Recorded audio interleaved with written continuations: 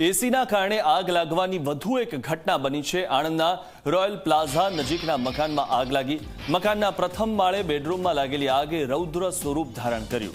પ્રચંડ ગરમીના કારણે રૂમનો સીલિંગ ફેન ઓગળીને નીચે પડી ગયો।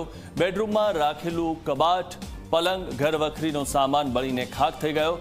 ત્યારે આણંદ ફાયર બ્રિગેડે આગ પર કાબુ મેળવી લીધો છે। શોર્ટ સર્કિટના કારણે એસીમાં આગ લાગી હતી। ત્યારે સતત ગરમી વધી રહી છે અને જેના કારણે એસીમાં આગની ઘટનાઓ પણ વધી રહી છે। આ વિશે વધુ માહિતી મેળવી અમારા સંવાદદાતા બુરહાન પાસેથી। બુરહાન, જે રીતે અહીંયા એસીમાં આગ લાગવાના કારણે ઘરવખરીનો સામાન બળી ગયો અને આજે ફરી એકવાર એસીમાં આગની ઘટના બની છે, શું વધુ માહિતી?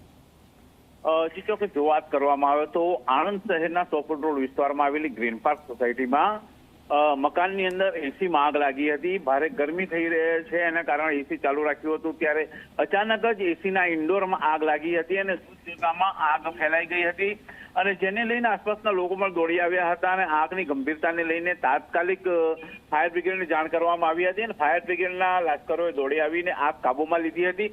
મહત્વની વાત એ છે કે આગના કારણે ઘરની અંદર બેડરૂમ સહિત, દસ્તાવેજો સહિત કબાટ બધું જ બળીને ખાખ થઈ જવા પામ્યું હતું। અને જોવામાં આવે તો છેલ્લા કેટલાક સમયથી આણંદ શહેરમાં વીજ ડીપીની સમસ્યા અને ગરમીના કારણે આગ લાગવાની ઘટનાઓ બની રહી છે। એસીમાં આગ લાગે, ઘરના ઉપકરણોમાં આગ લાગે છે અને તેને લઈને લોકોમાં પણ રોષ જોવા મળી રહ્યો છે કે વીજ એમજીવીસીએલની જે બેદરકારી છે અને એના કારણે વીજભારમાં વધઘટ થઈ રહી છે, તેના કારણે આગની ઘટનાઓમાં વધારો થઈ રહ્યો છે। જી મિત્ર। જી, આભાર બુરહાન, માહિતી આપવા બદલ।